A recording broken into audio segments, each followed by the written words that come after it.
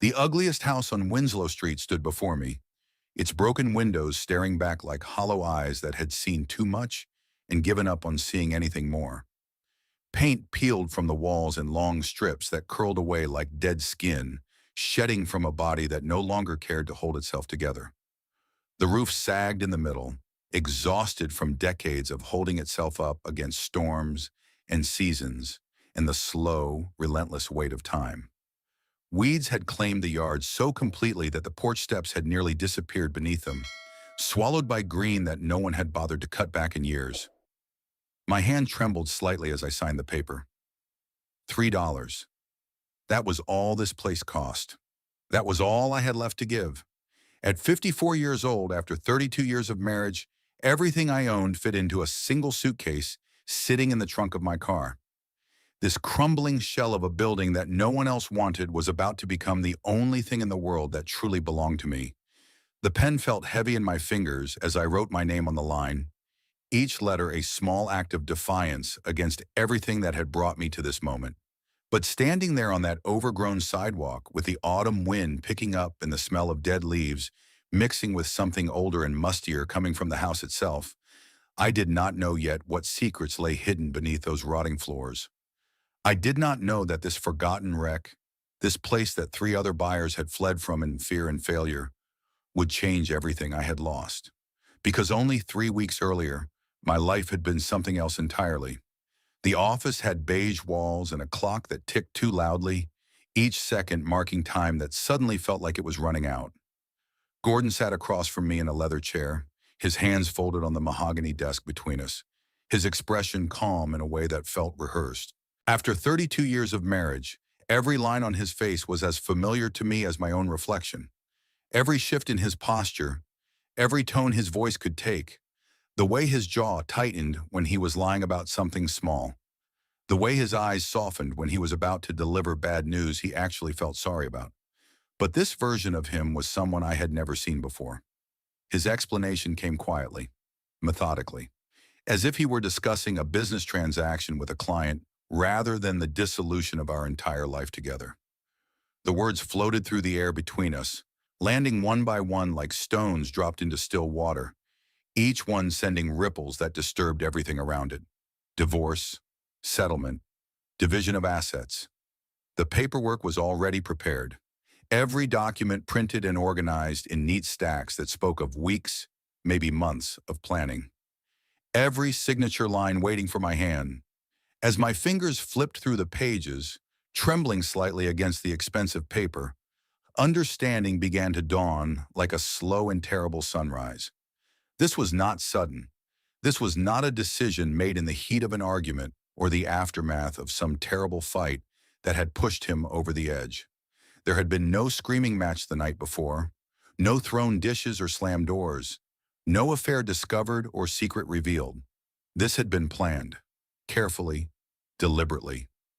Constructed behind my back with the precision of an architect designing a building, every detail accounted for, every contingency considered, while I continued living the same ordinary days I had always lived. Making dinners that he ate without comment, running the antique shop I believed we owned together, arranging vintage furniture and pricing old jewelry, and greeting customers who became friends over the years. Trusting, with the complete and foolish faith of someone who had never been given a reason to doubt, that the life I saw was the life that existed. The house, I discovered as I read through the documents, had always been in his name alone. The deed that I had never thought to examine listed only Gordon Ashford as owner. The home where I had raised our daughter, where I had painted the walls and chosen the curtains and planted roses in the backyard, belonged to me in no legal sense at all. The business I had built over 28 years, the antique shop that had started as a small booth at a flea market and grown into a respected establishment that people drove hours to visit, was legally his name on the business license, his signature on the lease. My sweat and my vision and my decades of work reduced to something that could be signed away without my consent. The savings accounts had been restructured months ago, moved beyond my reach without my knowledge, transferred into new accounts that bore only his name. The retirement funds we had discussed so many times, planning trips we would take and grandchildren we would spoil. now existed in a form I could not touch. Even the investments I thought were our safety net, the stocks and bonds we had built up over years of careful saving, had been quietly transferred into accounts I could not access. Every door I might have walked through to rebuild my life had been locked before I even knew I needed to escape. My eyes lifted from the papers, searching his face for something. Anything. Regret or guilt, or even a flicker of hesitation that would tell me the man I had shared my life with still existed somewhere behind that careful mask. Some sign that this was difficult for him too. That 32 years meant something that could not be calculated in dollars and percentages. Gordon simply met my gaze with those familiar blue eyes and spoke the words that landed heavier than any argument we had ever had, heavier than the worst fight we had weathered in 3 decades of marriage. "I made the money, Vivian. You just helped." Silence filled the room like water filling a sinking ship. The clock continued ticking, indifferent to the destruction happening beneath its steady rhythm. Somewhere outside the window, a car door slammed and an engine started, and someone drove away to continue their ordinary day. Those words did not just dismiss my place in the present. They erased my entire past. 32 years of shared effort, of building something together brick by brick and day by day, of believing I was a partner rather than an assistant following orders. All of it reduced to something small, something dismissible, something that did not count and never had. I thought about the nights I had stayed late at the shop, researching the history of a piece so I could price it fairly. The weekends I had spent driving to estate sales 3 states away, hunting for inventory that would draw customers through our doors. The relationships I had built with dealers and collectors, the reputation I had created through years of honest dealing and genuine expertise, the knowledge I had accumulated about furniture styles and pottery marks and jewelry hallmarks, knowledge that lived in my head and had made our business what it was. All of it reduced to helped.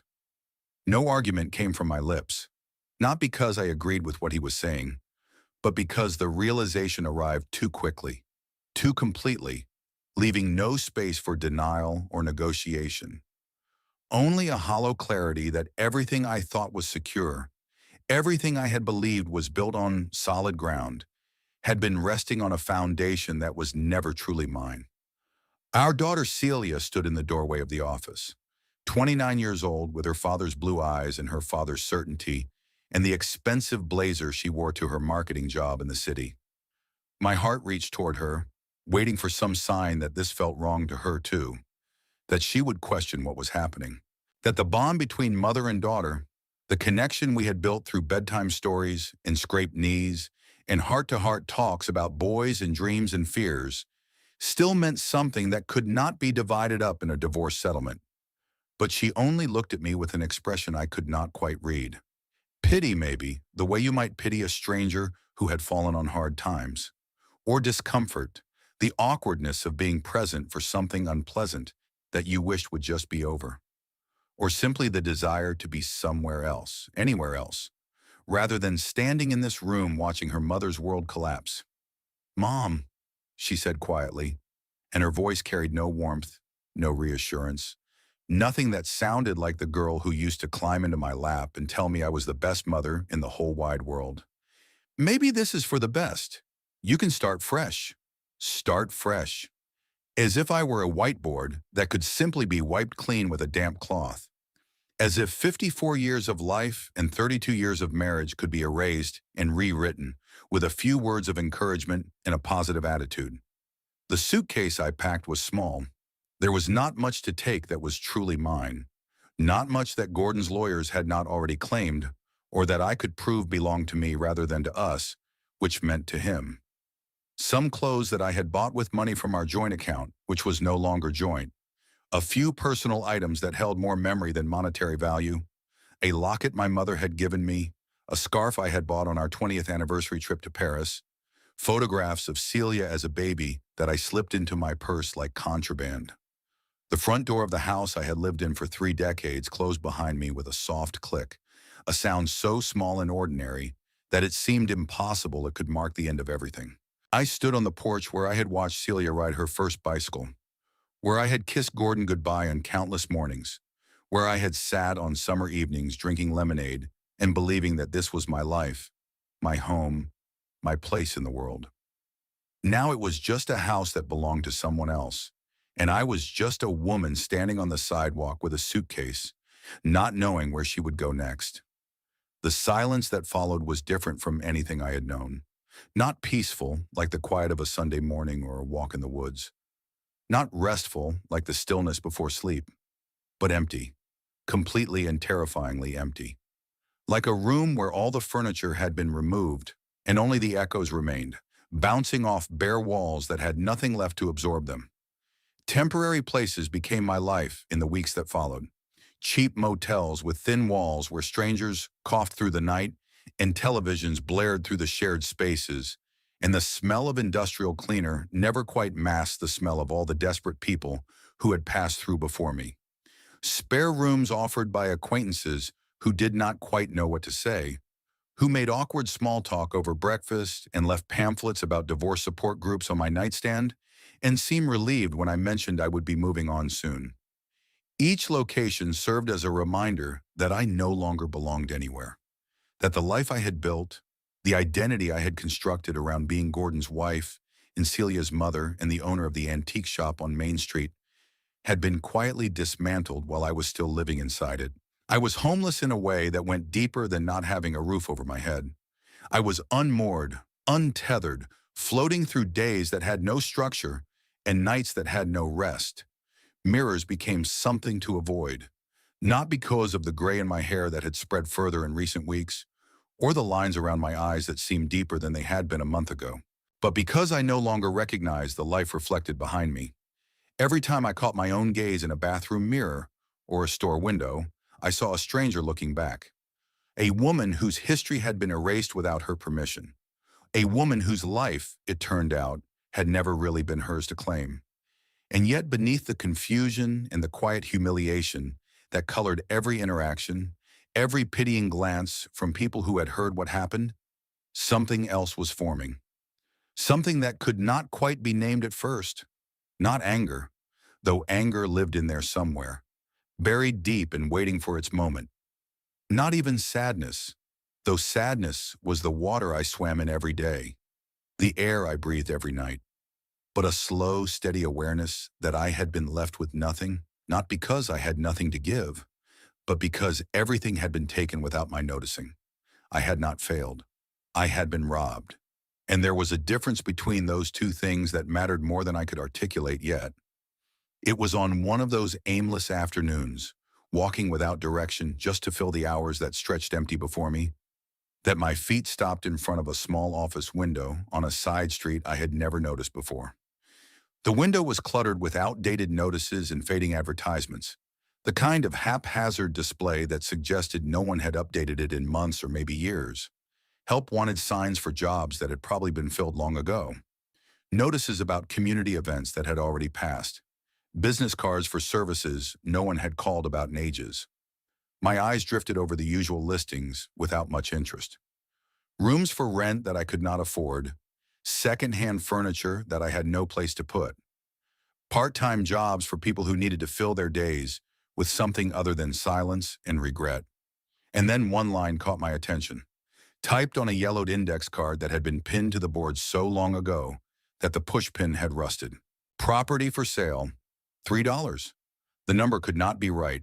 My eyes must be playing tricks on me, filling in digits that were not there or missing ones that were. There had to be a missing zero somewhere, or a decimal point that made the price 300 or 3,000.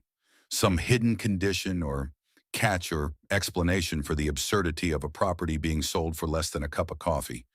But no matter how long I stared at that faded index card, the number remained the same, small and almost meaningless, as if the property itself had been reduced to something no one valued enough to price properly, as if someone had simply given up on it and written down the smallest number that still qualified as a sale. The door opened before I could talk myself out of entering. A small bell chimed overhead, announcing my presence to an office that smelled of old coffee and older paper, of dust that had been settling for decades and air freshener that had given up trying to mask it. An older man sat behind a cluttered desk, reading glasses perched on his nose, a cup of coffee that had gone cold hours ago sitting beside his elbow. His shirt was wrinkled, his tie loosened, his gray hair in need of a trim. He looked like someone who had been doing this job for 40 years and had stopped caring about appearances somewhere around year 15. His eyes lifted when I approached, his expression neither welcoming nor dismissive. Just tired. The kind of tired that comes from seeing too many people walk through that door looking for something they probably would not find, hoping for miracles in a world that had run out of them long ago. The listing in the window, I said, pointing toward the glass behind me. The property for $3. Is that real? He studied me for a moment, as if deciding whether I was worth the effort of an explanation. Whether I was another time waster who would ask questions and never follow through, or whether there was something different about me, something that might make me stay where others had fled. Then his hand reached into a drawer and pulled out a piece of paper with an address scribbled across it in handwriting that tilted slightly to the left. The kind of handwriting that belonged to someone who had written the same address many times before. "It is real," he said, his voice carrying the weight of too many cigarettes and too many years. "But you should see it first before you get any ideas." Something in his tone made me hesitate. Not a warning exactly, but something close enough to give pause before taking the paper from his weathered hand. "What is wrong with it?" He leaned back in his chair, the leather creaking beneath him like old bones protesting movement. The previous owner lived there alone for most of her life. Harriet Colvin. Good woman from what people say, kept to herself mostly, but good. She passed about 2 years ago. Suddenly, one of those hearts that just stops beating without any warning or explanation. He paused to take a sip of his cold coffee, grimacing at the taste but drinking it anyway. No family came forward to claim the property. No children, no siblings, no cousins twice removed looking for an inheritance. Legal disputes tied the place up for a while, different agencies arguing about who was responsible for what, and by the time everything got sorted out, nobody wanted to touch it. Why not? A shrug lifted his thin shoulders, but something else lurked in his eyes. Something he was not saying, something he had seen or heard that made him hesitate to speak directly. "Some places just get a reputation," he said finally, choosing his words with care. "3 buyers before you, all of them eager to snap up a bargain, all of them convinced they had found the deal of a lifetime. First one had his business fall apart within a month of signing the papers. Lost everything, had to declare bankruptcy, moved to another state to start over. Second one, her marriage ended. Husband left her for someone younger, took the kids. The whole ugly story. She said the house had cursed her, that she could feel something wrong in the walls." He paused again, and this time the silence stretched longer. Third one, well, he did not last long enough to move in. What happened to him? Heart attack, 62 years old, seemed healthy as a horse, had plans to renovate the place and flip it for a profit. Dropped dead in the front yard before he even got the key in the door. Paramedics said he was gone before he hit the ground. The sensible thing would have been to walk away, to set the paper down on his cluttered desk and thank him for his time and go back to my motel room to figure out some other plan, any other plan, for what to do with the rest of my life. But something about the story stayed with me, like a song you cannot stop humming even when you have forgotten the words. Not the warnings, not the superstition about curses and bad luck and hearts that stop beating for no reason, but the woman, Harriet Colvin, who had lived alone in that house for most of her life, who had died alone, with no family to claim her belongings or mourn her passing or carry her memory forward, who had been forgotten by everyone except the people who blamed her house for their own misfortunes. There was something in her story that felt familiar, something that resonated with the hollow place inside me where my own identity used to live. "I will take a look," I said, and the words came out before I could stop them, before the sensible part of my brain could raise its objections and list all the reasons this was a terrible idea. The address led to a quiet street on the edge of town, far from the commercial center and the neat subdivisions where families lived their orderly lives. Winslow Street. The name sounded old-fashioned, like something from another era, when streets were named after the people who built them, rather than developers looking for something that would sell. Houses stood in varying states of care along both sides of the cracked pavement. Some were well kept, with flower boxes in the windows overflowing with autumn mums, fresh paint on the shutters, lawns that had been raked clear of leaves and trimmed with precision. Others showed signs of age and neglect, their lawns overgrown with weeds, their porches sagging under the weight of years, their windows dark and blank like eyes that had stopped looking out at the world.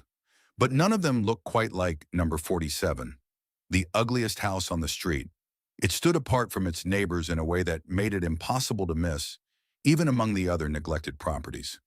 The paint was peeling in long strips that curled away from the wood, like skin sloughing off a body in decay. The windows were dark and cracked, some of them boarded over with plywood that had warped and buckled in the rain and snow of seasons past. The roof sagged in the middle as if it had grown tired of holding itself together, tired of fighting gravity, tired of pretending to be something that people might want to live under.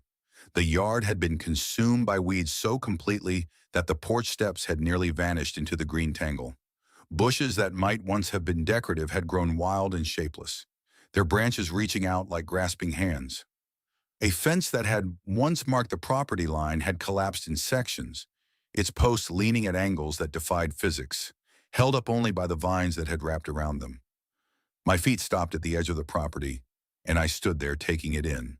The afternoon light was fading toward evening, casting long shadows across the overgrown lawn, making the house look even more abandoned and forlorn than it probably was in the brightness of midday.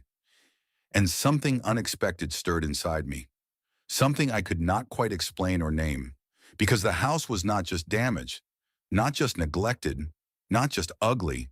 It was abandoned in a way that felt familiar, overlooked by everyone who passed it, dismissed as worthless by people who did not bother to look past the surface, left behind by something that had once claimed it, discarded like something that no longer served a purpose. I knew how that felt. I knew it in my bones and my blood, in the hollow space where my sense of self used to live. A man appeared on the porch of the house 2 doors down, his arrival so quiet that I did not notice him until he was already watching me. Older, maybe late 50s, with broad shoulders that spoke of physical labor and hands that looked like they had spent years working with wood and tools and the honest materials of building. His face was weathered by sun and wind, lined in ways that suggested he smiled often, though he was not smiling now. He watched me for a moment, his expression curious but guarded, then walked slowly toward the chain-link fence that separated his well-maintained yard from the cracked sidewalk where I stood. "You hear about the house?" he asked, his voice carrying the flat vowels of someone who had lived in Ohio his whole life. A nod was my only response. Words seemed unnecessary, and I was not sure I could trust my voice to be steady anyway. His glance moved to the property I was standing in front of, then back to me. Something careful lived in his expression, something guarded, like a man who had seen this scene play out before and was not optimistic about how it would end this time. "Bennett Holloway," he said, offering the name like it was a handshake without the physical contact. "Been here 15 years. Watched a lot of people come and look at that place. Never seen one stay yet." Vivian Ashford. He nodded as if the name confirmed something he had already suspected. "You know about this place then? What they say about it? The stories." The man at the office mentioned some things. A sound escaped him that was almost a laugh, but not quite. Too tired to be genuinely amused, too knowing to be surprised. "Some things, that is one way to put it." He leaned against the fence, his calloused hands resting on the top rail, his eyes still fixed on the house as if he were watching something I could not see. "3 buyers before you, just like he probably told you. All of them came with plans, big ideas about what they were going to do with the place. None of them lasted more than a few weeks before they were running for their lives." "Do you believe it?" I asked. The question came out more directly than I intended, but I needed to know. "That the house is cursed?" Silence stretched between us for a long moment, filled only by the sound of wind moving through the overgrown grass and the distant bark of a dog somewhere down the street. Then his head shook slowly, a gesture that seemed to carry the weight of years of thinking about this question. "Some places hold on to things," he said finally, choosing his words with the care of someone who had thought about them for a long time. Pain, memory, grief, whatever you want to call it. Some places absorb what happens inside them, and they hold on to it long after the people are gone. Most folks do not have the patience to sit with that. They feel something wrong in the air, something heavy in the walls, and they run. They call it a curse because that is easier than sitting with discomfort. My eyes returned to the house, to the broken windows and the sagging porch, and the weeds that had claimed the yard like an invading army that had won its war. What was she like? I asked. Harriet, the woman who lived there. Bennett's expression softened slightly, the guardedness melting into something that looked almost like grief. Good woman, kind in the quiet way that does not need to announce itself. Kept to herself mostly, did not come to block parties or neighborhood barbecues, but she was always willing to help when someone needed it. Fixed my roof one summer when I could not afford to pay a contractor, worked on it for 3 days in the July heat, would not take a single dollar for it no matter how much I insisted. He paused, his eyes growing distant with memory. She deserved better than this, better than dying alone with no one to notice for 3 days, better than being forgotten by everyone except the people who blame her house for their own bad luck and poor decisions. Did she have any family? The question came before I could stop it, pulled out of me by some instinct I did not fully understand. Anyone who might have cared about what happened to her? Anyone who might still be looking for answers? Bennett thought for a moment, his brow furrowing with the effort of recall. She mentioned a nephew once. Or maybe it was a great-nephew, I do not remember exactly. Said he was studying law somewhere, one of those big universities that sound impressive. She was proud of him, I could tell, the way her face lit up when she talked about him. His eyes grew more distant, seeing something far away in time. Do not know if they stayed in touch over the years. Harriet kept most things to herself, and I did not pry.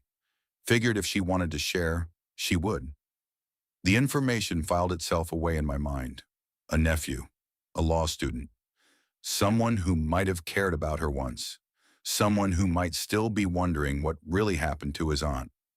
Long after Bennett went back inside his house, after the sky had begun to darken and the streetlights had flickered on one by one, I remained standing at the edge of that overgrown property. The evening air had turned cold, carrying the smell of wood smoke from someone's fireplace and the promise of frost before morning. My thoughts turned to everything I had lost in recent weeks. The home that was never really mine, though I had lived in it for 3 decades. The business I had built with my own hands for someone else's benefit. The marriage that had been dismantled without my knowledge or consent, taken apart piece by piece while I continued believing it was solid. And then my thoughts turned to this place, this broken, forgotten house that no one wanted. This property that had been reduced to a $3 price tag because even that seemed generous for something so damaged. For $3, no one expected anything from it. No one was fighting over it in court. No one had already taken it away and transferred it into accounts I could not access. No one was going to show up with lawyers and paperwork telling me it had never really been mine. For the first time in 3 weeks, my eyes were looking at something that could finally, truly belong to me. Something I could hold on to. Something no one could take away. The papers were signed the next morning. The first night was cold. Wind slipped through cracks in the window frames that I had not noticed during the daylight walkthrough, carrying the smell of dust and old wood and something else, something fainter and more personal, like lavender that had been dried and forgotten in a drawer for years. Harriet's scent, perhaps, still lingering in the walls after all this time, a ghost of the woman who had lived here, a trace of the life that had filled these rooms before silence moved in. Sleep came fitfully on an old blanket in the corner of what had once been the living room. My suitcase beside me like a faithful companion who had followed me into this strange new territory. The wool was rough against my skin, scratchy and worn thin in places where moths or time had eaten away at the fabric, but it held warmth better than expected. Every step I had taken during my evening exploration had made the floor creak, the sound sharp and startling in the silence, like the house was announcing my presence to whatever spirits might be listening. The walls groaned when the wind picked up, settling and shifting with sounds that might have been the natural movements of an old structure. or might have been something else entirely. More than once, sleep refused to come as the sounds of the house filled the darkness around me. The settling of old timber, the scratch of branches against the roof, the scurry of what I hoped were mice rather than something larger, the distant hum of a highway somewhere beyond the trees, carrying travelers to destinations I would never know. More than once I lay awake listening to every noise, half expecting the whole structure to collapse before morning, half expecting to feel the floor give way beneath me and drop me into whatever darkness waited below. But the house held together, and so did I. By the second day, cleaning had begun. Not because the damage could be fixed quickly, not because I had any real plan for what this place could become, not because I believed I could transform this wreck into anything resembling a home, but because doing something, anything, felt better than standing still. Better than sitting in the corner with my suitcase thinking about everything I had lost. Better than waiting for the next bad thing to happen. The work was slow, methodical. Broken furniture cleared from rooms that had not been touched in years, dragged out to the curb piece by piece. Decades of dirt and debris swept into piles and hauled outside in garbage bags that split from the weight. Windows opened that resisted as if they had not been moved since Harriet's death, their frames swollen with moisture and age, finally giving way with protesting squeals to let light fall into spaces that had forgotten what it looked like. My hands grew raw from the work. The skin cracked at the knuckles where the cold and the dust had dried them out, bleeding in small lines that stung when I washed them. The taste of grit stayed in my mouth no matter how much water I drank, a constant reminder of the decades of neglect I was trying to undo. My back ached from bending and lifting and carrying. My shoulders burned from scrubbing walls and pulling down rotted wallpaper. My whole body protested this sudden demand for physical labor after years of gentler work behind a shop counter. But something satisfying lived in it, something real and tangible and mine. Every bag of garbage I carried out was progress I could see. Every window I cleaned was light I had let in. Every inch of floor I swept was space I had reclaimed. The neighbors noticed, of course. They watched from their porches with cups of coffee, their conversations pausing when I emerged with another load of debris. They paused at the ends of their driveways to observe my progress, pretending to check their mailboxes or adjust their lawn decorations while their eyes tracked my movements. They whispered in the way people do when they do not expect to be heard, their voices carrying on the autumn air in fragments that I caught when the wind shifted. Everyone on Winslow Street knew this house, knew its reputation, knew the stories that had kept buyers away for years, the tales of misfortune that grew more elaborate with each telling. The businessman who went bankrupt, the woman whose marriage collapsed, the man who died in the front yard, his heart stopping before he could even unlock the door. None of them believed I would last long enough to make a difference. I could see it in their careful politeness when they waved, in the pity that lived behind their smiles. They were just waiting for the next chapter of the curse to unfold, waiting to see what disaster would befall the latest fool who thought she could claim this place. On the third day, Gordon came. His silver sedan appeared while I stood on the porch, sweeping dust and dead leaves from boards that groaned beneath my feet. The car was expensive and polished, gleaming in the autumn sunlight, looking so out of place on this shabby street that it might have been a spaceship that had landed among the farmhouses. Celia sat in the passenger seat, her face turned toward her phone, her attention fixed on the screen as if she could pretend she was somewhere else entirely. Gordon stepped out of the car and looked at the house. Then he looked at me, and he laughed, not a kind laugh, not even a surprised one, but the laugh of someone who has just had their lowest expectations confirmed, who has caught someone doing exactly the pathetic thing he predicted they would do. "This is what you are doing with your fresh start?" he asked, his voice carrying the condescension of 32 years of believing himself superior. "Living in a condemned building? Playing house in a place that should have been torn down decades ago?" No words came from my lips, just silence as I stood there with the broom in my hand, looking at the man I had married young and stayed with through everything, the man I had trusted with my life and my future and my sense of who I was. He walked closer, stopping at the edge of the overgrown yard as if stepping onto the property itself would contaminate him. His shoes were Italian leather, polished to a high shine. His suit was tailored, fitting his body perfectly. Everything about him screamed success and competence, and the kind of life I had thought we shared. Vivian, this is ridiculous. This place is worthless. Worse than worthless. It is going to fall apart around you, probably while you are sleeping. You will be lucky if you do not end up in the hospital or the morgue, like that other fool who thought he could fix it up. Then it will be my wreckage. The words came out quiet but steady, surprising me almost as much as they surprised him. I had not planned to say them, had not even thought them consciously. They just emerged, rising up from somewhere deep inside me that had not spoken in 32 years. Something flickered in his expression. Surprise, maybe, or irritation that I had dared to respond at all, much less with something that sounded like defiance.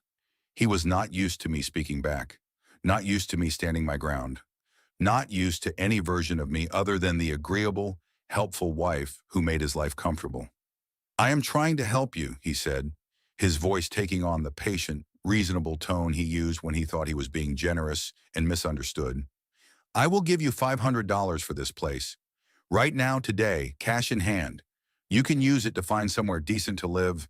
Get yourself together. Start acting like a rational adult instead of whatever this is supposed to be. $500 for a house I had paid $3 to own. It should have seemed like a generous offer, a windfall, a gift from an ex-husband who could easily have ignored me completely. But all I could hear was the dismissal in his voice, the assumption that I needed to be rescued, that I could not possibly make something of this on my own, that even now, even after he had taken everything else, he still believed he knew better than I did what I should do with my life. No. The word came out quieter than expected, but steady, final, a period at the end of a sentence that had been waiting 32 years to be spoken. Gordon stared at me. No, no, I am keeping it. For a long moment, neither of us spoke. The wind moved through the overgrown grass, rustling the weeds with a sound like whispered secrets. Somewhere down the street, a dog barked. Celia remained in the car, her face still turned toward her phone, determined not to witness whatever was happening between her parents. Then Gordon shook his head, the gesture carrying all the contempt and disbelief he did not bother to hide. He turned back toward the car without another word, dismissing me as thoroughly as he had dismissed everything I had contributed to our life together. Fine, he said over his shoulder, not bothering to turn around. Stay here in your haunted house. Play pretend as long as you want, but do not come to me when it falls apart. Do not call looking for help when you finally admit this was a mistake. His car pulled away without him looking back, the silver sedan disappearing around the corner and taking with it the last visible remnant of my old life. Celia never turned to face me, not once, not even a glance in the side mirror to see if I was still standing there. My eyes followed the car until it vanished, until the sound of its engine faded into the general noise of the neighborhood. Then the broom returned to my hands and I went back to sweeping the porch, and the work continued. If you have ever had someone dismiss everything you built, everything you gave, every year of effort and love and dedication, I want to hear from you. Leave a comment and tell me how you responded. Did you fight back or did you walk away? Did you find your voice or did it take years before you could speak? Your story might be the one that helps someone else find their own strength. Now let me tell you what happened when I started digging into the secrets this house was hiding. The days settled into a rhythm that was almost peaceful, though peace was not quite the right word for it. It was more like the rhythm of work, of purpose, of having something to do each morning when I opened my eyes. Dawn arrived before I was ready for it each morning. Gray light filtering through windows I was slowly learning to clean. But sleep had become something that happened in snatches anyway. Grabbed in the quiet hours between midnight and dawn, when the house settled into its deepest silence, and there was always work waiting to be done. Sweeping, scrubbing, pulling down rotted wallpaper that came away in strips like dead skin. Prying up boards that had warped beyond repair, the nails squealing as they released their grip on wood they had held for decades.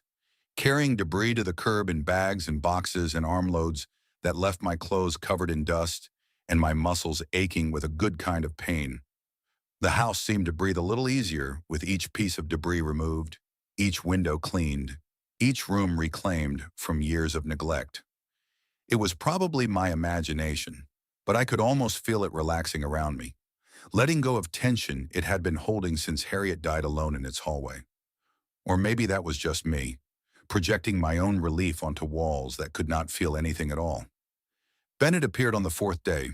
He did not knock, did not call out a greeting or wait for permission, just materialized on the porch with a toolbox in one hand and a thermos of coffee in the other, as if helping a stranger repair a cursed house was the most natural thing in the world.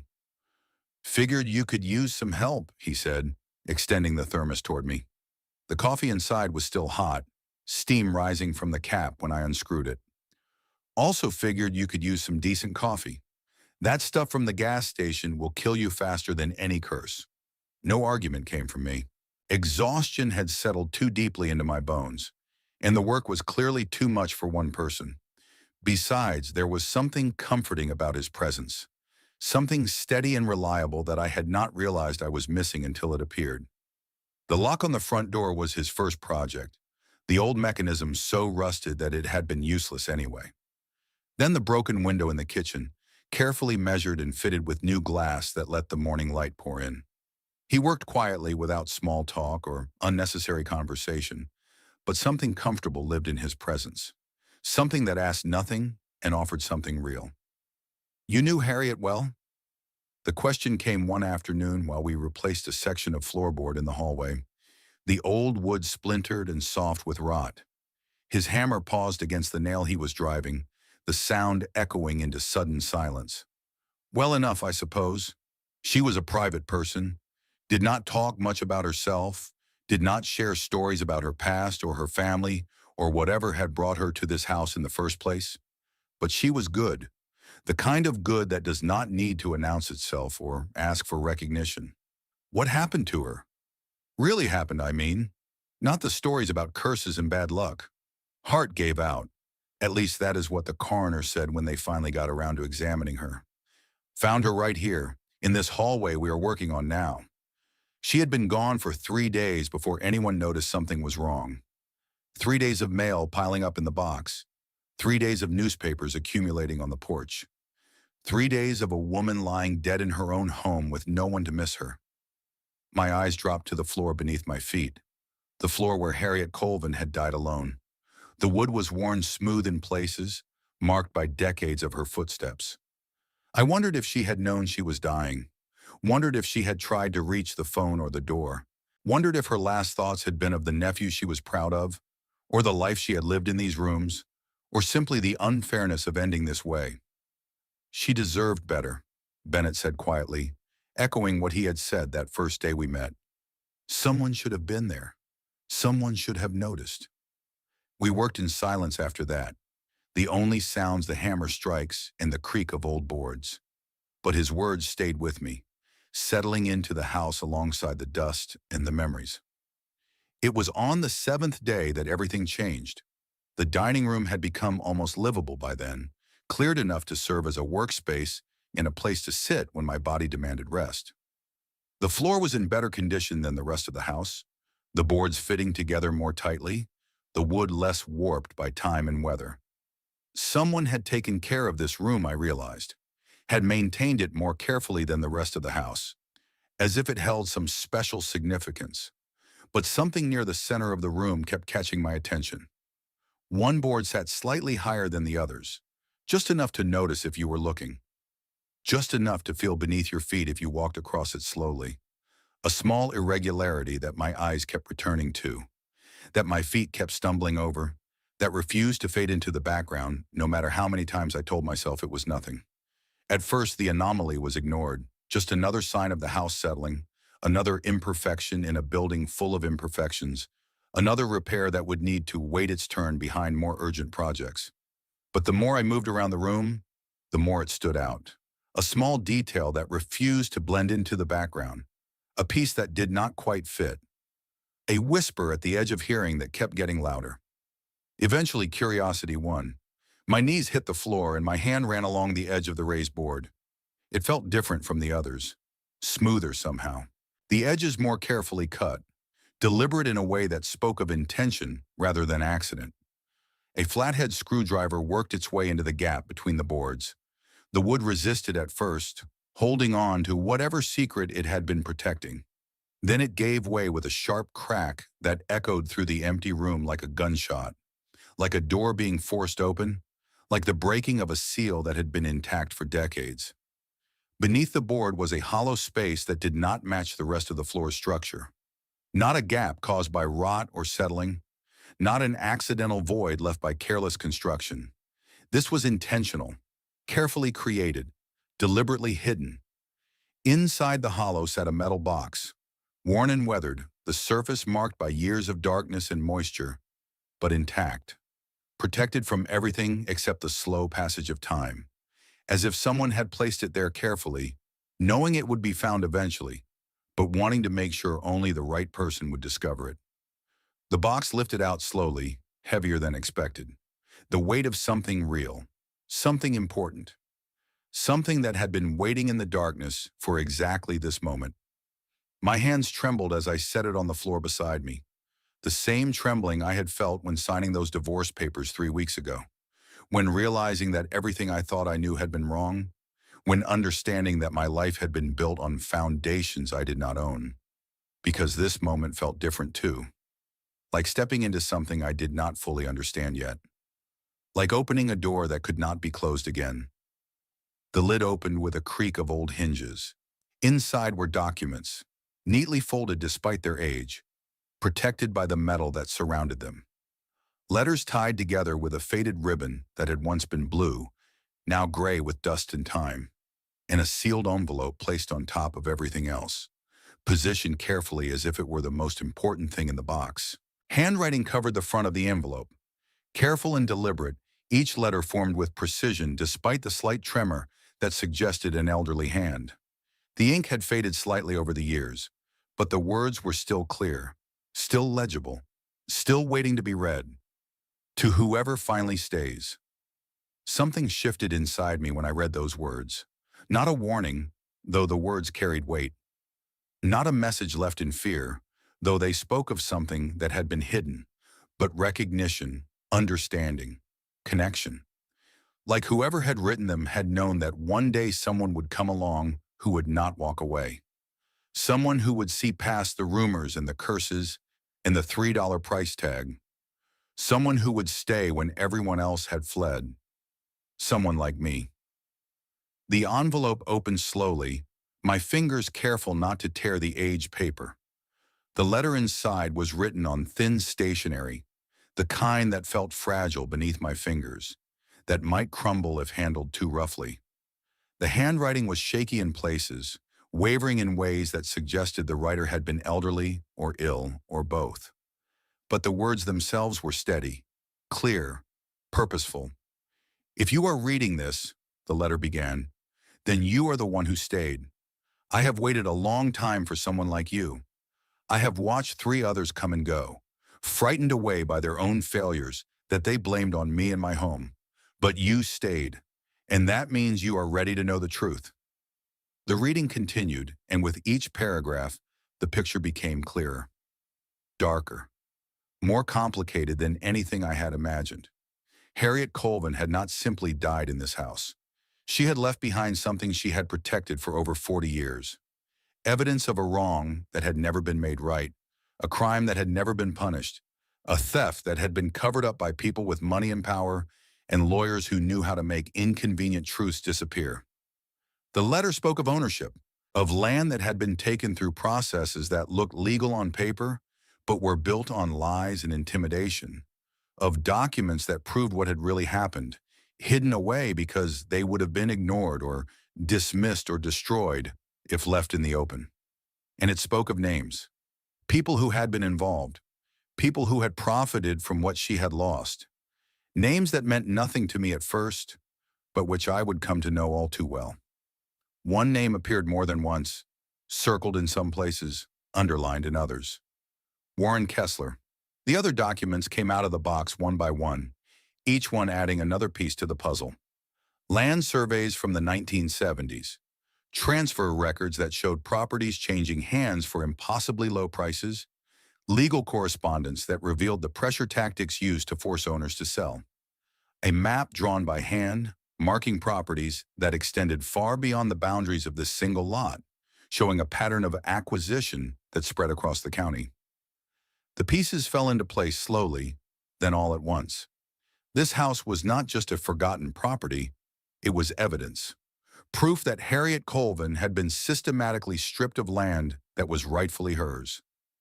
Land that had since been developed, built upon, turned into shopping centers and office parks and subdivisions that made millions for the people who had stolen it. And the people who had taken it had never expected anyone to find out. Had never imagined that a lonely woman in a falling down house would carefully document everything, hide the evidence where only the right person could find it, and wait for justice that might never come. The county records office was a small building on the edge of downtown, the kind of place that felt like it had not been updated since the 1980s. Fluorescent lights buzzed overhead with that particular frequency that causes headaches after too long. Filing cabinets lined the walls in rows that stretched back into shadows. The smell of old paper and older coffee hung in the air. A woman sat behind the front desk, typing something slowly with two fingers, her attention fixed on a computer screen that looked almost as old as the building itself. "I need to look up some property records," I said, approaching the desk. "Land transfers from the late 70s and early 80s. Her eyes glanced up briefly, her expression neither friendly nor hostile, just the bland indifference of someone doing a job they had done too many times to count. "Fill out a request form. It will take 3 to 5 business days for processing." "Is there any way to speed that up? I have specific documents I'm looking for. Names and dates and property locations." A sigh escaped her, the sound of someone who had heard this request 1,000 times and given the same answer every time. A form slid across the counter toward me. "Fill it out. 3 to 5 days. That is the policy." The form was filled out with as much detail as I could provide. Contact information left. The drive home made with the metal box sitting on the passenger seat beside me, its contents seeming to grow heavier with every mile. Over the next 2 weeks, everything in that box was read, every document examined, every name noted, dates and locations cross-referenced with public records that I accessed through the library's computer system. Lists made of properties that had changed hands during the years Harriet mentioned in her letter. The pattern became clearer with each page studied, each connection made, each piece of evidence added to the whole. 12 properties in total, all of them owned by women living alone, widows whose husbands had died and left them without protection, elderly women without family nearby who might have asked questions, people who were easy to overlook in official proceedings, easy to pressure in private conversations, easy to forget once the papers were signed. All of them had sold their land to the same company, Kessler Development, for prices that were far below market value, sometimes pennies on the dollar, always under circumstances that seemed legal but smelled of coercion. And all of those properties were now part of a commercial district that had transformed this part of the county. Shopping centers that drew customers from 3 states away. Office parks that housed Fortune 500 companies. Residential subdivisions where houses sold for $500,000 each. Warren Kessler had built an empire, and he had built it on land stolen from women who had no one to fight for them. 3 lawyers were found in the phone book, their advertisements promising justice and compensation, and all the things that people with legal problems needed to hear. Each one was called, the situation explained. The first one listened politely for about 5 minutes, then interrupted to explain that the case was too complicated and too old to be worth pursuing. "Statute of limitations," he said, as if those words ended all discussion. "Even if what you are saying is true, it happened too long ago. There is nothing anyone can do now." The second one asked about money for a retainer before I had finished explaining the situation. When I told him I had nothing, that everything I had once owned had been taken in my divorce, he suggested I find someone else. "Pro bono cases are for law students and idealists," he said with a laugh that was not kind. "I have bills to pay." The third one, An older man with a tired voice that suggested he had seen too much disappointment in his career was more direct. "Ma'am," he said, "even if everything you are saying is 100% true, even if you have ironclad evidence that would hold up in any court, you are going up against Warren Kessler. Do you understand what that means? He has more money than some small countries. He has lawyers on retainer who bill more per hour than most people make in a week. He has connections to every judge and politician in this part of the state. And you are a woman living in a condemned house with no resources, no legal experience, and no standing to bring a case." He paused, and when he spoke again, there was something almost like sympathy in his voice. "No one is going to take this case. I am sorry, but that is the reality of how the world works." The phone returned to its cradle, and silence filled the small room that had become my home. He was right. No money, no connections, no standing in this community or any other, no credentials that would make anyone take me seriously. Exactly the kind of person who could be dismissed with a wave of the hand, overlooked in crowded rooms, ignored when speaking, just like Harriet Colvin had been ignored, just like all those other women whose land had been taken while they had no one to fight for them. The visit came 3 days later. Weeds were being pulled from what had once been a flower bed when the car appeared at the curb. Black and expensive, gleaming with the kind of polish that came from being detailed every week. The kind of car that cost more than most people made in a year. Two men emerged. One stayed by the vehicle, his posture that of a bodyguard or a driver who doubled as muscle. The other walked toward me, his stride confident, his expression pleasant in a way that did not reach his eyes. He was older, maybe mid-60s, with silver hair styled perfectly, and a suit that probably cost more than everything I had managed to salvage from my marriage. His face was the kind of face that appeared in newspaper photographs, the face of a man who was used to being important, to having his calls returned immediately, to getting what he wanted without having to ask twice. "Mrs. Ashford," he said, and the fact that he knew my name sent a chill down my spine that had nothing to do with the autumn air. "I am Warren Kessler. I believe you have been asking some questions about me." My hands brushed dirt from my palms as I stood slowly, facing him across the overgrown yard. "I know who you are." His smile did not waver, but something shifted behind his eyes, something that was calculating even as it pretended to be friendly. "I understand you found some old papers in this house, some documents that belonged to the previous owner. A confused woman who made accusations near the end of her life that had no basis in reality." He spread his hands in a gesture of reasonableness. "I am sorry if you have been taken in by her delusions. It must be confusing, finding something like that, not knowing the context. They do not look like delusions to me." For a moment something flickered behind his pleasant expression, something cold and hard and dangerous. Then the mask returned, as smooth as it had been before. "Mrs. Ashford, I am a reasonable man. I understand that you have been through a difficult time recently. Divorce can be disorienting. It can make people see conspiracies where there are only coincidences. And this house," his gaze moved to the building behind me, dismissing it with a glance. "This house is not fit for anyone to live in. It is a hazard, a liability, a burden that no one should have to carry." He paused, and when he spoke again, his voice had taken on a tone of false generosity. "Let me help you. I will buy this property from you. $50,000, cash, transferred to any account you name within 24 hours. You can use it to start over somewhere comfortable, somewhere safe, somewhere that does not require you to spend every day fighting a battle you cannot win. $50,000. More money than I had seen in years. More than enough to find a decent apartment in a nice part of town. To buy furniture that was not salvaged from curbsides. To rebuild some version of a normal life. But something about the offer made my skin crawl. The way he said it, the certainty in his voice, the assumption, buried beneath the friendly words, that of course I would say yes. That of course I could be bought. That everyone had a price and mine was apparently $50,000. "Why?" I asked, keeping my voice steady with effort. "Why would you pay $50,000 for a house you just said was worthless? For a property that cost me $3?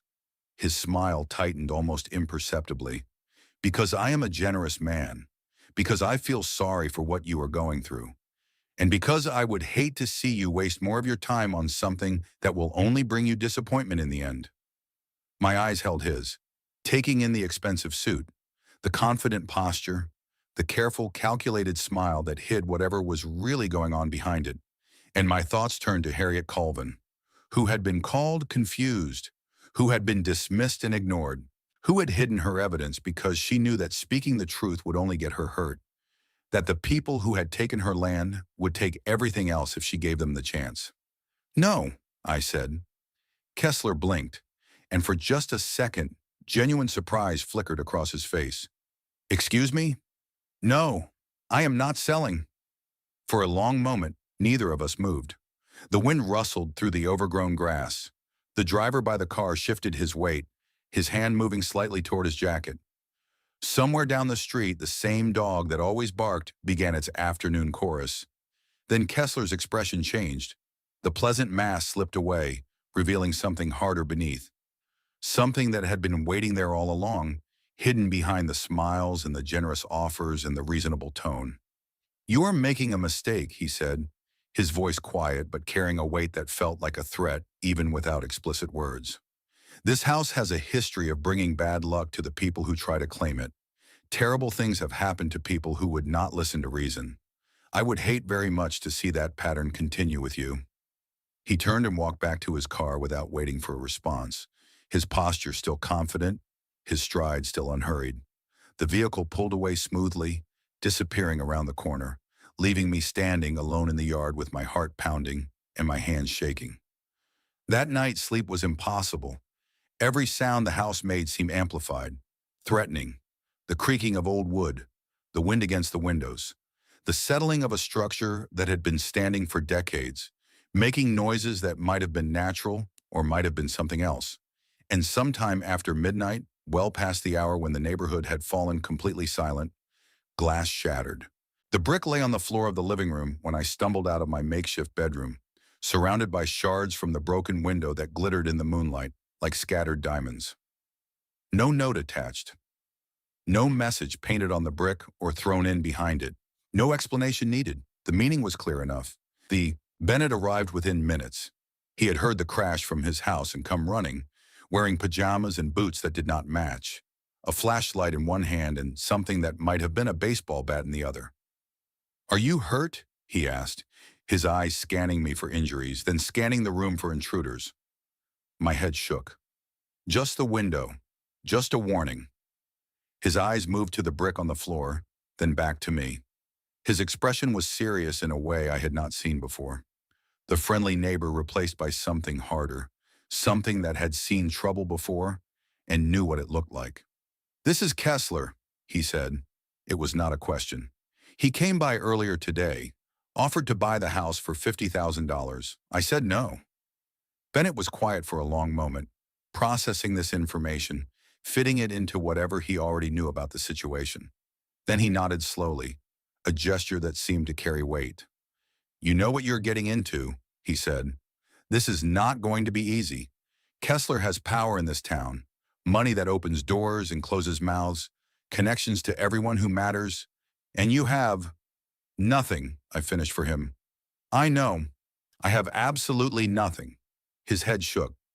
"That is not what I was going to say." He paused, choosing his next words carefully. "You have something he does not have. You have the truth. You have evidence that he thought was lost forever. And you have at least one person who believes you." He helped board up the broken window that night, working by flashlight and determination. And when he finally left, I sat alone in the living room, holding Harriet's letter in my hands, reading those words again. "To whoever finally stays." I was staying, and I was not going anywhere. What would you do if you were in my position? Would you keep fighting, even when everyone told you to stop? Even when the threats got personal?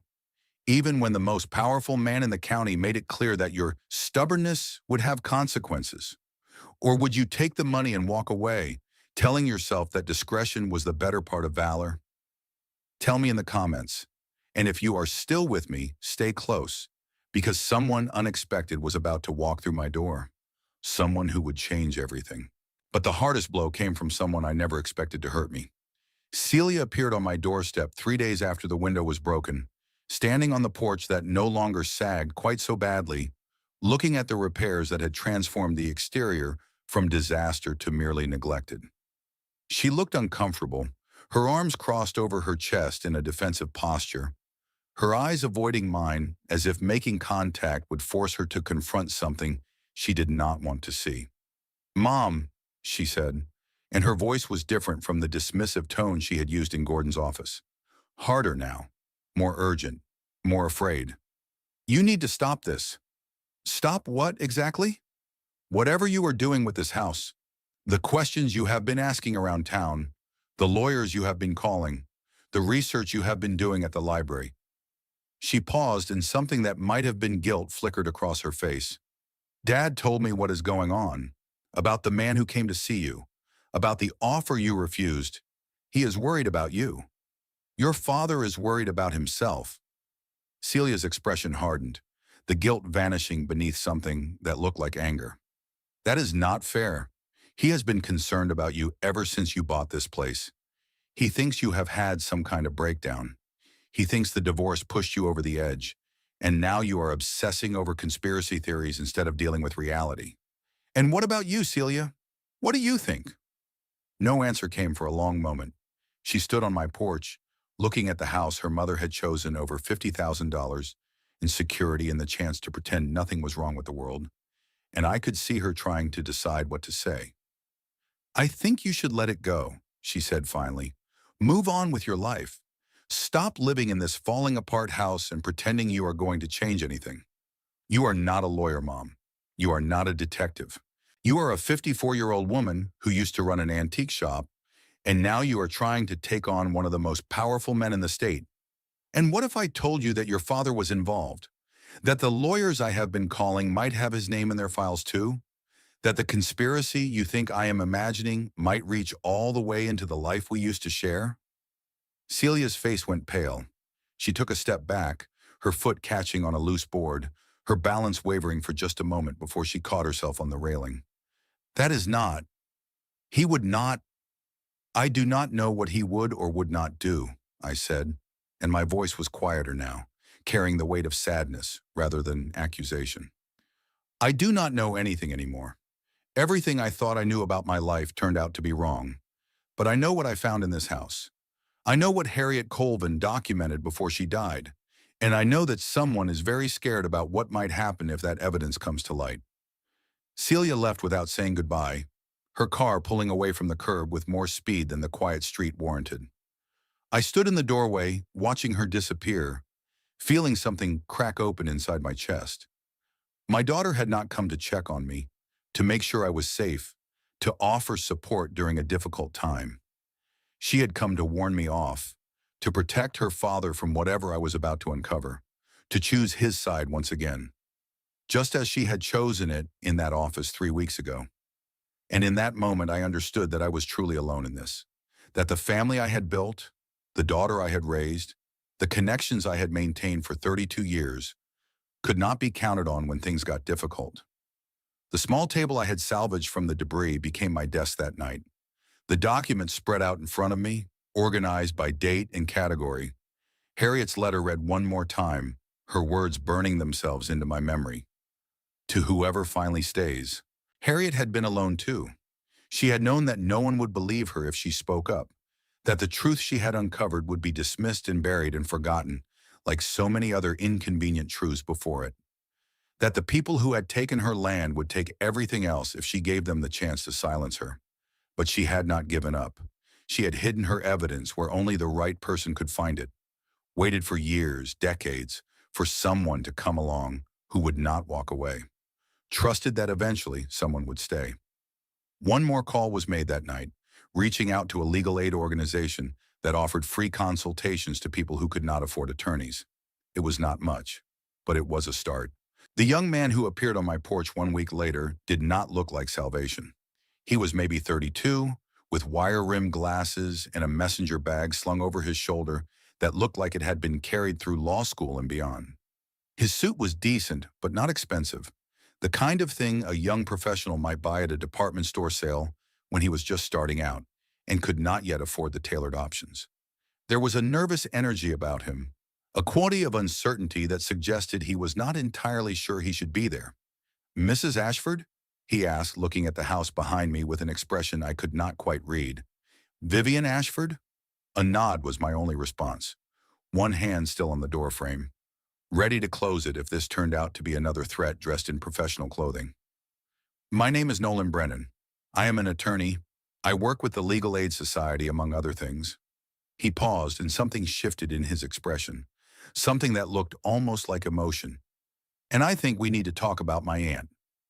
My grip on the doorframe tightened. "Your aunt?" "Harriet Colvin," he said, and the name changed everything. "She was my mother's sister. She raised me for a few years when I was a kid, after my parents divorced, and neither of them was in a position to take care of me properly. She taught me to read. She made me believe I could be anything I wanted to be." He swallowed hard, fighting to keep his composure. "Before things got complicated, before family drama pulled us apart, she was the person who made me want to become a lawyer in the first place." The door opened wider, and I stepped aside to let him in. We sat at the small table in the dining room, the same table where Harriet's documents had been spread out so many times, where I had read her letter over and over until I could recite it from memory. Nolan looked around the house with an expression that was difficult to read, his eyes lingering on details that must have been familiar to him from childhood visits. A fireplace he might have sat beside, a window seat he might have read books in, the echoes of a woman he had loved, still present in the walls she had left behind.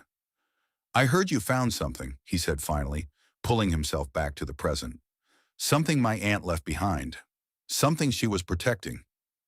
"Who told you?" "Word travels in small towns, especially when it involves Warren Kessler. I have contacts at the legal aid office who mentioned that someone had been asking about old property records, that someone had been trying to find a lawyer willing to take on an impossible case." He almost smiled. "And I have been keeping an eye on this house for a while, waiting to see if anyone would finally stay long enough to find what she hid." The metal box slid across the table toward him. "Under the floorboards, in the dining room, right where you are sitting now." Nolan opened the box slowly, his hands almost reverent. His breath caught as he looked at the documents inside. The letters, the maps, the legal records that documented 40 years of systematic theft.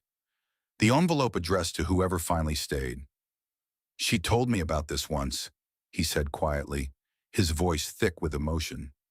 "When I was 16, before we lost touch. She said she had evidence of something terrible, something that powerful people had done to her and to others like her. She said no one would believe her if she tried to speak up, that the lawyers and the judges and the politicians were all connected to each other, all protecting each other." He looked up at me, and I could see the teenager he had been, listening to his aunt tell stories that sounded too terrible to be true. "She said she was going to hide her evidence somewhere safe and wait for the right person to find it. She said that someday someone would come along who would not be afraid to tell the truth. Why did she not give it to you? You became a lawyer. You could have done something with this." His head shook, the gesture heavy with regret. "I was just a kid when she first told me. And then I went off to law school, got caught up in the pressure to get good grades and find a good job, and we lost touch. She did not want to burden me, I think. She knew how hard it was to fight people like Kessler, how many careers and lives they had destroyed when people tried to stand up to them." He paused, staring at the documents as if they contained ghosts. "She said if I ever found the evidence, it would be because I was meant to find it, not because she had forced it on me, not because she had made it my burden to carry." He looked up at me. "But she never imagined a stranger would be the one to stay. A woman who had lost everything, just like she had. A woman who had nothing left to lose." He read through the documents carefully over the next hour, his legal training evident in the way he organized the information, cross-referenced the names and dates, built a picture of the conspiracy from the pieces Harriet had collected. His expression changed as the full scope of what had been done became clear. "This is bigger than I thought," he said finally, setting down the last document. "It is not just Aunt Harriet. It is a pattern that stretches back decades, systematic, organized, targeting the most vulnerable people in the community. Warren Kessler, I said. Nolan nodded. And his father before him. The family has been doing this for at least 40 years. They targeted vulnerable people, people who had no one to fight for them. Widows, elderly women living alone, people who could be pressured and intimidated and eventually silenced. He looked at me with an expression that might have been recognition. People like you. The words hung in the air between us. People like me. People who could be dismissed, overlooked, erased. I spent 3 years working for a big law firm in Columbus after I graduated, Nolan said. Corporate law, mergers and acquisitions. I was good at it. The partners liked me. I was on track to make a lot of money and have a very comfortable life.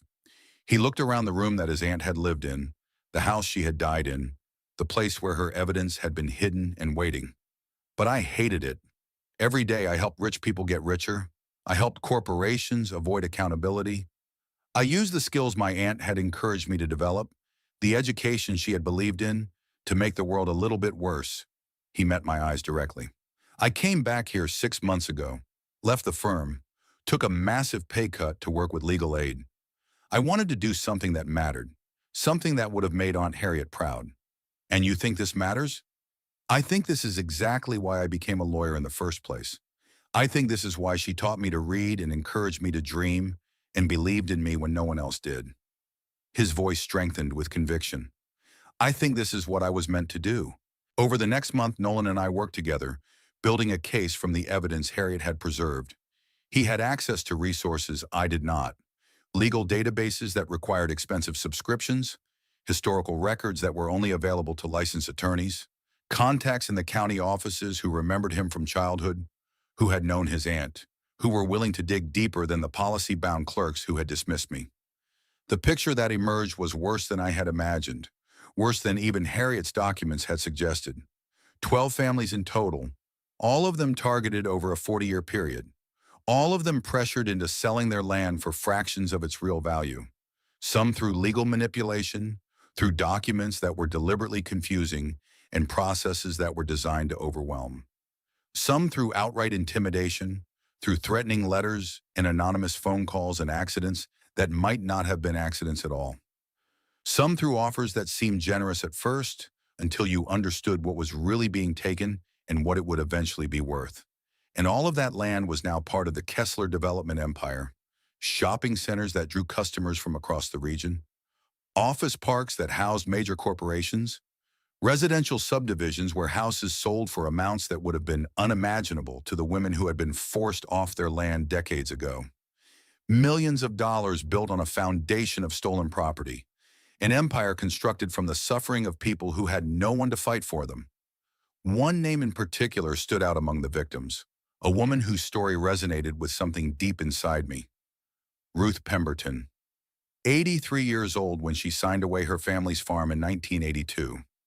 A widow whose husband had died of a heart attack, leaving her alone on land that her family had worked for 3 generations. The Kesslers had told her she owed thousands of dollars in back taxes, had shown her documents that looked official, had pressured her to sign papers she did not fully understand. Her granddaughter, a woman named Clara, had been searching for answers for years, never quite believing the official story, never quite able to prove that something wrong had happened.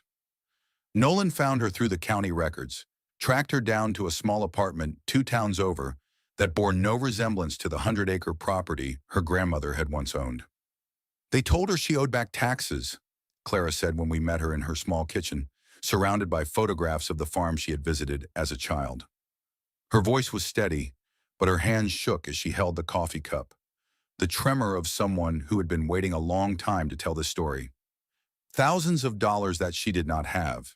They showed her papers, official-looking documents, said she would lose everything if she did not pay immediately. The taxes were fabricated, Nolan said gently, sliding copies of the real records across her kitchen table. We have the documentation now. Your grandmother never owed anything. The notices were fake. The pressure was real, but the debt was not. Clara was quiet for a long moment, staring at the documents that proved what she had always suspected. Then she looked at me, her eyes bright with unshed tears. She died believing she had failed her family, Clara said, that she had lost everything through her own mistake, her own stupidity, her own failure to understand complicated financial matters. She carried that shame for 15 years until the day she died. She apologized to me at the end, apologized for losing the farm that should have been my inheritance. My hand reached across the table and took hers, feeling the connection between us, the shared understanding of what it meant to have everything taken by people who knew the system better than you did. She did not fail, I said. She was deceived by people who were very good at deception, and now we are going to make sure everyone knows the truth. Clara became the first of 11 families to join our case. By the time the lawsuit was filed, we had gathered testimony from across 3 counties, grandchildren and great-grandchildren of the original victims, people who had spent decades wondering what had really happened to their family's land, who had always suspected that the official explanations did not add up. Each story was different. Each family had their own grief, their own anger, their own memories of what had been lost. But the pattern was always the same: vulnerable people, targeted when they were alone, pressured into signing documents they did not fully understand, stripped of everything while the Kessler family built their empire. But the most damaging discovery came when Nolan pulled legal records from 2008, documents that had been buried in archives for years, waiting to be found by someone who knew where to look. "There is a name here I think you should see," he said one afternoon, sliding a document across the table toward me, his expression carefully neutral in a way that told me the contents were significant. My eyes dropped to the signature at the bottom of the page, the familiar handwriting, those confident loops and precise lines that I had seen on birthday cards and Christmas letters, and the divorce papers that had ended my marriage. The name I knew as well as my own: Gordon Ashford. My ex-husband had been the attorney who reviewed and approved the final land transfers. He had signed off on documents that he must have known were fraudulent. He had helped Warren Kessler bury the evidence of what had been done. For 18 years, Gordon had been carrying that secret, and he had never said a word. Not while we were building what I thought was a life together. Not while he was telling me that I had contributed nothing of value. Not while he was taking everything and walking away. "He was paid," Nolan said quietly, pulling out another document, a financial record that showed numbers too large to be legitimate legal fees. "There are records of payments from Kessler Development to your husband's firm. Large payments, much larger than any standard fee for document review." Silence filled the room as I stared at Gordon's signature on the page, remembering all those years, all those nights when he had come home late claiming he was working hard for us, all those times he had told me that the money he made was his alone, that I had contributed nothing of value. He had built our life on lies, on corruption, on the suffering of people like Harriet Colvin, like Ruth Pemberton, like all those other women who had been stripped of everything they owned. And when I had become inconvenient, when I had served my purpose, he had discarded me just like he had helped Kessler discard everyone else. "We can use this," Nolan said. "It connects Kessler to criminal activity through a licensed attorney, and it connects your husband to conspiracy. This is the leverage we need." My eyes lifted to meet his. "Do it." The lawsuit was filed on a Tuesday morning in the county courthouse. By Wednesday, the local newspaper had picked up the story, running it on the front page with photographs of the properties that had been stolen and quotes from family members who had never given up hope for justice. By Thursday, regional news stations were covering the case, their vans parked on Winslow Street, their cameras filming the house where the evidence had been hidden for decades. By Friday, Warren Kessler had hired a team of attorneys from Cleveland, the most expensive and aggressive legal minds money could buy, to make the whole thing go away. But the story had already spread too far to be contained. Too many people knew. Too many voices were speaking. Too many families had come forward with their own experiences, their own documentation, their own memories of what had been taken from them. The 12 families became a community united by shared injustice.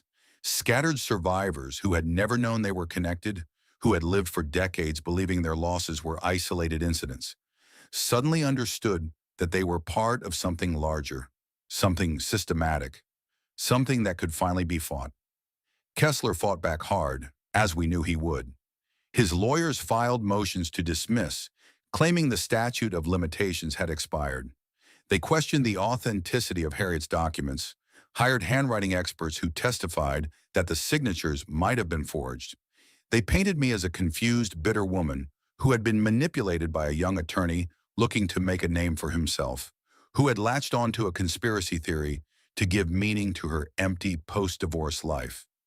And Gordon tried one final intervention.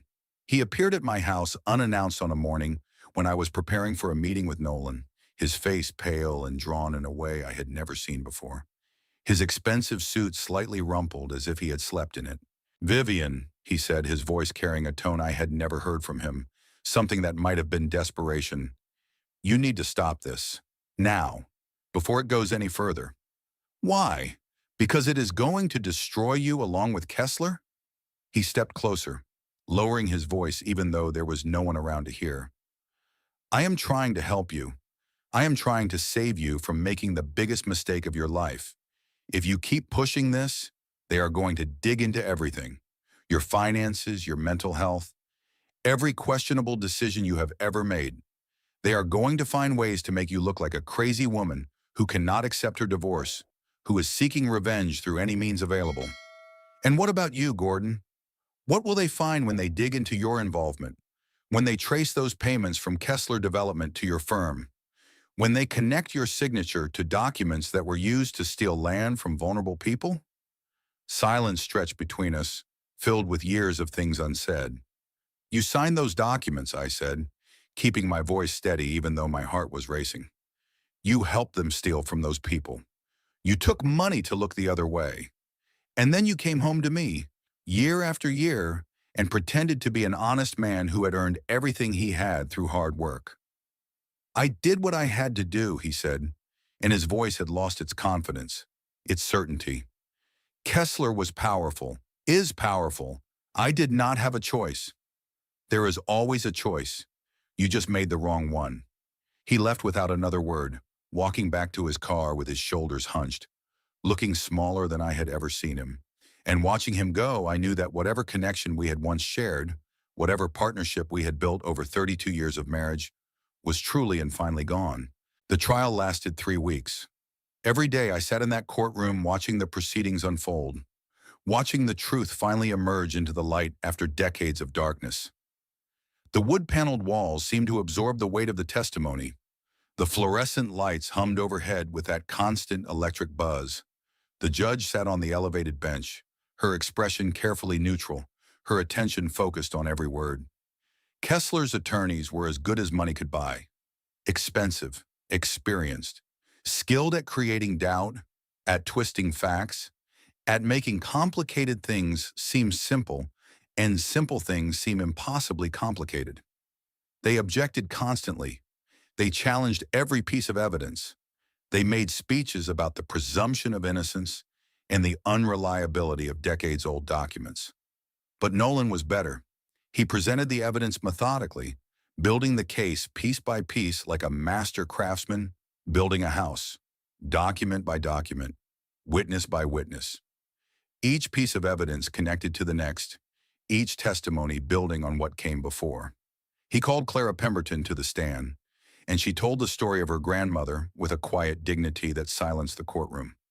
Her voice did not waver as she described the shame Ruth had carried, the apologies she had made, the belief that had haunted her until her death that she had failed her family.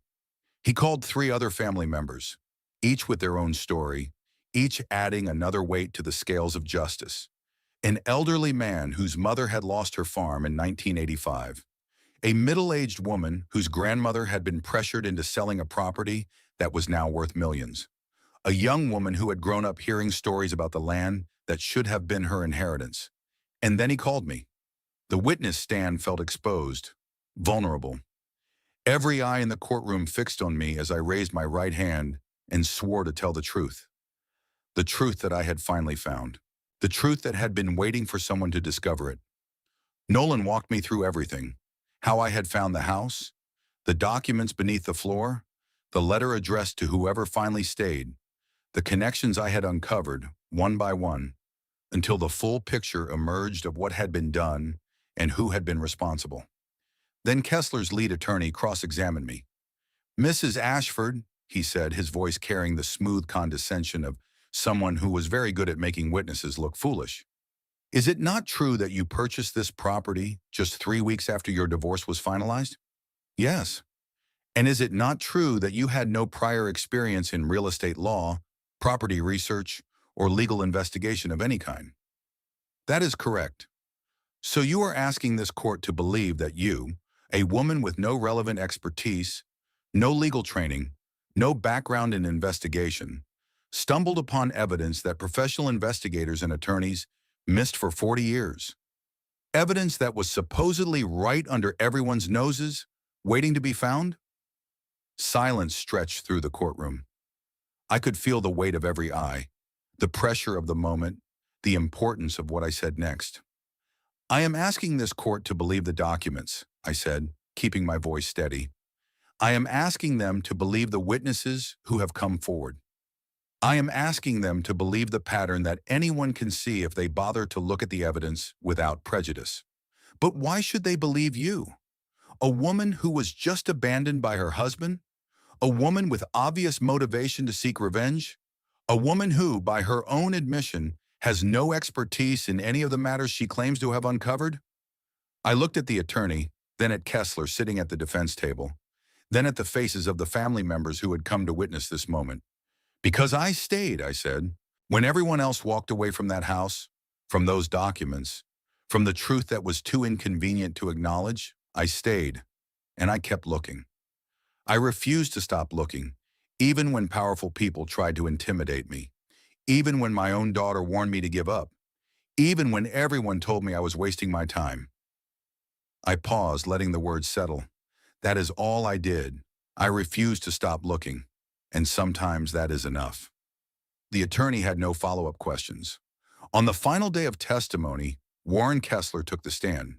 He looked older than he had when he visited my house all those months ago, when he had offered me $50,000 to walk away. Smaller somehow. The confidence that had radiated from him like heat from a furnace had dimmed. He answered questions in short, clipped sentences, his eyes rarely meeting anyone else's, his expensive suit seeming too large for his shrunken frame. His attorneys tried to paint him as a legitimate businessman who had made good-faith purchases from willing sellers, who had simply seen opportunities where others had not, who had built his success through hard work and vision rather than theft and intimidation. But Nolan had the records, the payments, the threatening letters that had been sent to vulnerable widows, the false tax documents that had been used to pressure desperate people into signing away their land, the testimony of people who had been there, who remembered what had really happened. When the evidence of the fabricated tax liens was presented, documentary proof that the Kessler family had created false government documents to steal property, Warren Kessler's face went pale beneath its artificial tan. "Did you authorize your employees to create false documents claiming that Ruth Pemberton owed back taxes?" Nolan asked. "I do not recall," Kessler said. "Did you authorize similar tactics with the other 11 families who have come forward in this case?" "I do not recall." "Mr. Kessler, do you recall anything about the systematic acquisition of properties from elderly women living alone over a 40-year period? Properties that are now worth millions of dollars? Properties that were taken through fraud and intimidation?" Kessler's attorney objected, calling the question argumentative. The judge overruled. "I do not recall," Kessler said again, but his voice had gone hollow, empty, the voice of a man who had run out of lies. The verdict came on a Thursday afternoon, after the jury had deliberated for less than 4 hours. Guilty on all counts of fraud, liable for damages to all 12 affected families. The total amount was substantial, enough to change lives, enough to provide for grandchildren and great-grandchildren of the original victims, enough to acknowledge finally that what had been done was wrong, and that justice, however delayed, was still justice. Warren Kessler sat motionless as the verdict was read, his expression blank, his eyes fixed on something only he could see. His attorneys whispered urgently to him about appeals and motions and strategies for reducing the damages, but he did not respond. He just sat there, a man whose empire had been built on the stolen land, watching it crumble around him. After the proceedings ended, he walked out of the courtroom slowly, like a man who had aged decades in the span of hours. His driver was waiting outside with the expensive car, but Kessler paused on the courthouse steps, looking up at the autumn sky as if seeing it for the first time. He never looked at me, not once, not during the trial, not during the verdict, not as he walked away from the courthouse where his crimes had finally been exposed. 6 months later, Kessler Development filed for bankruptcy. The commercial properties were sold off piece by piece, the shopping centers and office parks and subdivisions finding new owners who would never know the blood and tears that had been built into their foundations. The empire that had taken 40 years to build collapsed in a matter of months. Warren Kessler moved to Florida, to a small condominium that bore no resemblance to the mansion he had once owned. His children, embarrassed by the scandal, stopped returning his calls. His grandchildren grew up not knowing his name. And Gordon Ashford, my ex-husband of 32 years, faced his own reckoning. No criminal charges were filed against him. The statute of limitations had expired on most of what he had done, and the rest fell into gray areas that prosecutors did not want to navigate. But his law license was permanently revoked, taken away by the same board that had granted it decades ago. His name appeared in the newspaper alongside Kessler's, linked forever to a scandal that would define how people remembered him. The colleagues who had respected him now avoided his calls. The clients who had trusted him with their legal matters found other attorneys. The reputation he had built so carefully over decades of practice was destroyed in a matter of weeks. Celia told me later, in a conversation that was awkward and painful for both of us, that he had moved to a small apartment in another state, that he spent most of his time alone, that the life he had built so carefully, the empire of credentials and connections and carefully cultivated respect, had collapsed around him just as completely as he had once collapsed mine. He had made choices, and now he was living with the consequences of those choices. That was not revenge. I took no pleasure in his suffering, but it was truth, finally exposed to the light. And sometimes truth is the only justice that really matters. Do you believe in justice? Not the kind that comes quickly or easily, not the kind that appears in television dramas where everything is resolved in an hour, but the real kind, the kind that you have to fight for year after year when everyone tells you to give up, the kind that requires patience and persistence and the willingness to stay when everyone else walks away. I did not believe in it for a long time. I spent decades living a life that was built on lies, trusting people who did not deserve my trust. But sitting in that courtroom, hearing those words, watching the truth finally emerge after 40 years of darkness, I understood something that had eluded me my whole life. Some things are worth fighting for, even when you fight alone, even when the odds are against you, even when powerful people try to silence you. If this story has touched something in you, leave a comment. Tell me about a time when you refused to give up, even when the world told you to quit. Tell me about the battles you have fought and the truths you have uncovered and the moments when staying made all the difference. 8 months after signing the papers to buy the ugliest house on Winslow Street, I stood on a porch that no longer creaked and looked out at a life I had never imagined. The house had been transformed, not into something grand or impressive, not into the kind of place that would appear in magazines or draw envious looks from strangers, but into something solid, something cared for, something that reflected the person who had refused to walk away from it. The paint was fresh, soft gray with white trim, colors I had chosen after weeks of studying samples and imagining how they would look in different lights. The windows were new, letting in morning sun that fell across floors I had sanded and refinished with my own hands, learning as I went, making mistakes and fixing them, building skills I had never thought I would need. The roof stood straight and strong, no longer sagging under the weight of decades of neglect. The porch no longer groaned beneath my feet. The yard was still a work in progress, but then again, so was I. The worst of the overgrown wilderness had been tamed, replaced by flower beds that were beginning to show signs of life, by a lawn that was slowly becoming green and even, by a garden where I was learning to grow vegetables. There was more to do. There would always be more to do. But that was all right. That was the nature of things worth caring about. Bennett sat on the porch steps, as he often did now, a cup of coffee in his weathered hands, the morning light catching the gray in his hair. He had become something I had not expected when I first saw him watching me from his porch all those months ago. Not a romantic interest, though there was affection between us, but something equally rare and perhaps more valuable. A friend, a real one. The kind who showed up when you needed them and did not keep score, who helped without being asked and listened without judgment. "Looks good," he said, nodding toward the house he had helped me repair. "Better every time I see it. It is getting there." His smile appeared, crinkling the corners of eyes that had seen a lot of life. "You said that 6 months ago. You will probably say it 6 months from now. And I will probably still mean it." The step beside him became my seat, the wood warm from the autumn sun. Some things take time. Some things are never really finished.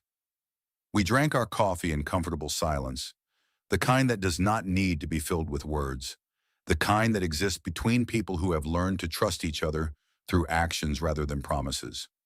"Nolan stopped by yesterday," Bennett mentioned. "Wanted me to tell you the appeals process is moving forward, but he is confident. The evidence is too strong for Kessler's lawyers to overcome." He called me too, explained everything in that patient way he has, like he is still practicing how to talk to people who did not go to law school. Bennett chuckled. "He is a good kid. His aunt would be proud of what he has become, what he is doing with the education she encouraged him to get." A nod was my only response, but I felt the truth of his words. Nolan had opened a small office in town after the trial, working from a converted storefront on Main Street, specializing in cases that bigger firms would not touch. People who had been cheated by predatory lenders, families fighting unfair evictions, the kind of work that did not pay well but mattered deeply. He stopped by the house sometimes just to check in, to update me on the case, or to share memories of his aunt that he had not told anyone else, or simply to sit on the porch and talk about nothing in particular. He had become part of this place too, part of whatever this new life was becoming. Celia called 2 weeks after the trial ended. The phone almost went unanswered. We had not spoken since the day she came to warn me off, to protect her father from the consequences of his own actions. The relationship between us felt broken in ways that might never fully heal, but something made me pick up, some instinct that this time might be different. "Mom," she said, and her voice was unlike anything I had heard from her since she was a small child. Uncertain, humble, stripped of the confidence she had inherited from her father. "I need to talk to you." "Then talk." A long pause. Her breathing was audible on the other end of the line, the sound of someone gathering courage. "I did not know," she said finally, "about what Dad did, about the land and the families and the lies he told for all those years. I believed him when he said you were having a breakdown, when he said you were obsessing over conspiracy theories, when he said the divorce had pushed you over the edge." She swallowed hard. "I believed him because I wanted to believe him, because believing you would have meant admitting that everything I thought I knew about my family was wrong." Silence stretched between us, filled with years of things that should have been said differently. "What do you want, Celia?" Another pause. "I want to see you. I want to understand what happened. Why you stayed in that house when everyone told you to leave. Why you fought so hard for something everyone said was worthless. Why you believed in justice when everyone said it was impossible." My eyes moved around the room that had become my home, the room where I had found Harriet's box, the room where I had read her letter for the first time and decided I was not going to run, the room where I had learned that I was stronger than anyone, including myself, had ever given me credit for. "Come and see," I said, "and I will try to explain." She came the following weekend, driving the same car she had driven away in all those months ago, looking different when she stepped out onto the sidewalk. Older maybe, though only a few months had passed, or just more uncertain, more aware of how little she actually knew about the world and the people in it. The house was shown to her room by room, the repairs that had been made, the documents that had been found, the letter Harriet had written to whoever finally stayed, the photographs of the families who had been victimized, the stories of what had been taken from them, the evidence that had been hidden for decades in the floor beneath our feet. And the truth was told, all of it, without softening or omissions, about her father, about the choices he had made and the money he had taken, about the people he had helped to cheat and the lies he had told, about the life we had all been living on a foundation of corruption and stolen land. Celia cried, not the controlled, dignified tears of an adult managing her emotions, but the deep, raw sobs of someone whose world had been shattered. I sat with her while she processed it, not offering comfort exactly, but not withdrawing either. Just present. Just there. I am sorry, she said when she could speak again, for not believing you, for taking his side, for treating you like you were the problem when you were the only one telling the truth. You did what you thought was right. We all do. We make choices based on what we know at the time, based on who we trust, based on the stories we have been told about the world and ourselves. But you were right, she said. You were right all along, and I called you crazy. I sided with the person who was lying. My head shook. I was not right. I was just stubborn. I refused to stop looking for the truth, even when finding it was hard, even when it hurt. That is not the same as being right. That is just being unwilling to give up. She stayed for dinner that night, eating at the small table in the dining room, talking about everything and nothing, feeling our way towards something that might eventually become a real relationship again. Not the relationship we had before, when I was the dependent mother and she was the successful daughter. Something different. Something built on honesty rather than assumptions. It would take time. Trust, once broken, is not easily rebuilt. But the door was open now, held open by truth rather than propped up by convenient lies. And that was more than I had expected when I first signed the papers for a $3 house. Harriet's letter still lived in my drawer, tucked away with other treasures that had no monetary value but meant everything to me. The paper was more fragile now, soft at the edges from being handled, from being read and reread on nights when I needed to remember why I had stayed. To whoever finally stays. She occupied my thoughts often, this woman I had never met, this kindred spirit who had lived alone in this house for decades, who had known a terrible truth and had no one to share it with, who had hidden her evidence and waited for someone who would not be afraid to bring it to light. She had believed that someday someone would come along who would not walk away, someone who would see the value in something everyone else had dismissed, someone who would stay when staying was hard, when it was dangerous, when it seemed foolish and pointless and certain to fail. She had been right, and I wondered sometimes if she was aware of it, wherever she was now. If she knew that her patience had been rewarded, that her evidence had been found, that the truth she had protected had finally been told. The woman who had signed those papers for $3 8 months ago seemed like a stranger now. That woman had been lost, broken by betrayal and divorce, and the sudden destruction of everything she thought defined her. She had walked into this house with nothing but a suitcase and a desperate need to find something, anything, that belonged to her. But standing in this house now, looking out the window at the street where I had chosen to make my home, understanding came clearly. I had never needed what Gordon gave me. I had never needed his name on the deed, or his money in the bank account, or his approval of the choices I made.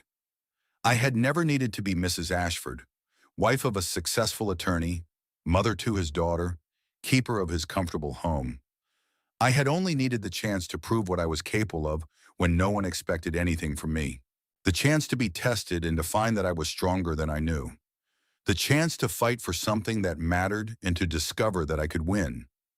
This house had given me that chance, and I had taken it.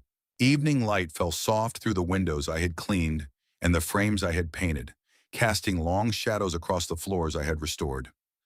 A cup of coffee warmed my hands as I sat on the porch, watching the sky turn colors I had never paid attention to when I was busy being someone else's wife. Orange and pink and purple, shifting slowly as the sun dropped below the horizon, painting the clouds with light that would not last, but was beautiful while it existed.